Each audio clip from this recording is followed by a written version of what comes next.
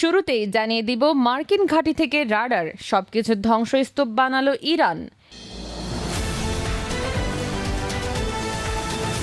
এবং জানিয়ে দিব ইরানের হাতে ভয়ঙ্কর শক্তি, অক্ষত ৭৫% মিসাইল। আরও জানিয়ে দিব ৪৫টি মার্কিন MQ-9 ড্রোন খেয়ে ফেলল ইরান। এবং থাকছে ইরাকে বিধ্বংসী অপারেশন শুরু করছে ইরান। সর্বশেষ জানিয়ে দিব ট্রাম্পের বিমানে ইরানের মিসাইল হামলার চক। মধ্যপ্রাচ্যে যুক্তরাষ্ট্র ও ইরানের সংঘাত যতই তীব্র হচ্ছে ততই সামনে আসছে উপসাগরীয় অঞ্চলে হামলার ভয়াবহ চিত্র। বিভিন্ন আন্তর্জাতিক সংবাদ মাধ্যমের স্যাটেলাইট বিশ্লেষণে দেখা গেছে ইরানের ক্ষেপণাস্ত্র ও ড্রোন হামলায় বাহরাইন, সংযুক্ত আরব আমিরাত, কুয়েত, কাতার ও সৌদি আরবের একাধিক মার্কিন সংশ্লিষ্ট সামরিক স্থাপনায় উল্লেখযোগ্য ক্ষয়ক্ষতি হয়েছে। বিশেষ করে সংযুক্ত আরব আমিরাতের আল দাফরা বিমান ঘাঁটি এবং বাহরাইনে মার্কিন নৌবাহিনীর ৫ম ফ্লিটের সদর দপ্তরের আশপাশের রাডার, যোগাযোগ ব্যবস্থা ও অন্যান্য গুরুত্বপূর্ণ অবকাঠামোতে আঘাতের প্রমাণ মিলেছে। ওয়াশিংটন পোস্টের বিশ্লেষণেও মধ্যপ্রাচ্যের মার্কিন ঘাঁটিগুলোতে শত শত স্থাপনা ও সরঞ্জাম ক্ষতিগ্রস্ত হওয়ার কথা উঠে এসেছে। এসব তথ্য ইঙ্গিত দিচ্ছে ইরানের হামলার অন্যতম লক্ষ্য শুধু সামরিক ঘাঁটি নয়, বরং যুক্তরাষ্ট্রের আঞ্চলিক নজরদারি, যোগাযোগ ও প্রতিরক্ষা নেটওয়ার্ককে দুর্বল করা। ফলে পারস্য উপসাগরে মার্কিন সামরিক উপস্থিতির নিরাপত্তা নিয়ে নতুন করে প্রশ্ন তৈরি হয়েছে। আর সংঘাতের পরবর্তী ধাপ আরও ভয়াবহ হতে পারে এমন আশঙ্কাই এখন বাড়ছে। ইরানের মিসাইল ভান্ডার কি সত্যি প্রায় শেষ, নাকি ওয়াশিংটনের হিসাবেই বড় ভুল? প্রেসিডেন্ট ডোনাল্ড ট্রাম্প জুনে দাবি করেছিলেন ইরানের হাতে মাত্র ২১ থেকে ২২% মিসাইল অবশিষ্ট রয়েছে। কিন্তু পরবর্তী মার্কিন গোয়েন্দা মূল্যায়নে চিত্রটি ছিল ভিন্ন।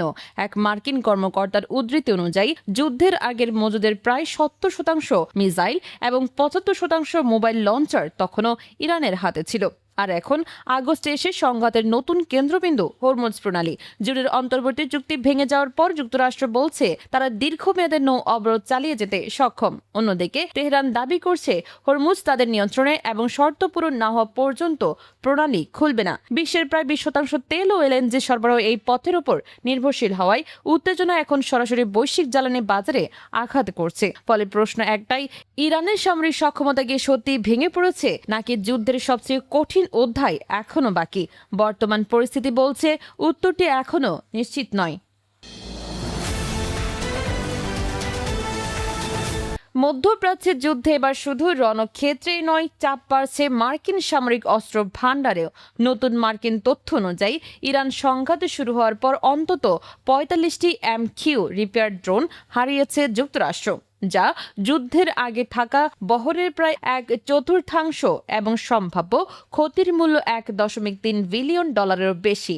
একই সঙ্গে সবচেয়ে বড় উদ্বেগ তৈরি হয়েছে আকাশ প্রতিরক্ষা ব্যবস্থায়। CNN এর বিশ্লেষণে বলা হয়েছে ইরানের হামলা ঠেকাতে যুক্তরাষ্ট্র যুদ্ধের সময় প্রায় ১৫০০টি প্যাট্রিয়ট ইন্টারসেপ্টর ব্যবহার করেছে। আর যুদ্ধের আগে থাকা ২,০০০-এর বেশি মজুদের তুলনায় অবশিষ্ট সংখ্যা ৮২৭টির নিচে নেমে যাওয়ার তথ্য উঠে এসেছে। ফলে সস্তা ড্রোন ঠেকাতে $1 মিলিয়ন প্রতিরোধী ক্ষেপণাস্ত্র ব্যবহারের ব্যয় অসমতা আরও স্পষ্ট হচ্ছে। তবে ওয়াশিংটন এখনো বলছে প্রয়োজনীয় সামরিক সক্ষমতা তাদের রয়েছে। তবু দীর্ঘমেয়াদী যুদ্ধ চললে নতুন করে অস্ত্র উৎপাদন ও মজুদ পূরণ কতটা দ্রুত সম্ভব সেটি এখন বড় প্রশ্ন। কারণ ইরানের সঙ্গে সংঘাতে শুধু সামরিক শক্তির পরীক্ষা নয়, এটি যুক্তরাষ্ট্রের দীর্ঘমেয়াদী প্রতিরক্ষা সক্ষমতারও কঠিন পরীক্ষা হয়ে উঠেছে। ইরাকের কুর্দিস্তান অঞ্চলের রাজধানী ইরবিলে আবারও ড্রোন হামলার ঘটনায় মধ্যপ্রাচ্যের সংঘাত নতুন মাত্রা পেয়েছে। সাম্প্রতিক হামলায় ইরবিল আন্তর্জাতিক বিমানবন্দর ও আশপাশে একাধিক ড্রোন শনাক্ত ও প্রতিহত করার খবর পাওয়া গেছে। বিমানবন্দরের কাছে রয়েছে মার্কিন সামরিক স্থাপনা। এর আগে মার্চে ইরবিল বিমানবন্দর, মার্কিন কনসুলেট ও হারির বিমান ঘাঁটি লক্ষ্য করে ধারাবাহিক ড্রোন ও ক্ষেপণাস্ত্র হামলা হয়েছিল।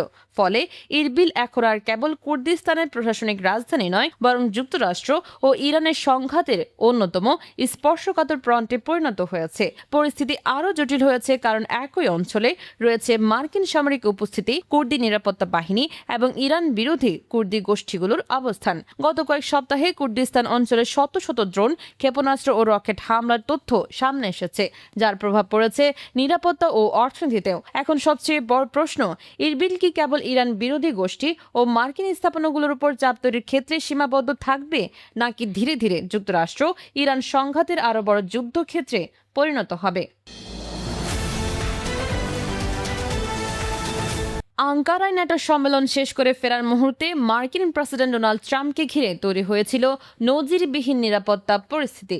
মার্কিন কর্মকর্তাদের বরাতে জানা গেছে, ইসরায়েল যুক্তরাষ্ট্রকে ইরানের একটি সম্ভাব্য ট্রাম্প হত্যা পরিকল্পনা সম্পর্কে সতর্ক করেছিল। সতর্ক বার্তাটি এতটাই গুরুতর ছিল যে আঙ্কারা ছাড়ার সময় ট্রাম্পকে কাতারের দেওয়া নতুন বোয়িং 747-8 বিমানের বদলে পুরনো এয়ারফোর্স ওয়ানে সরিয়ে নেওয়া হয়।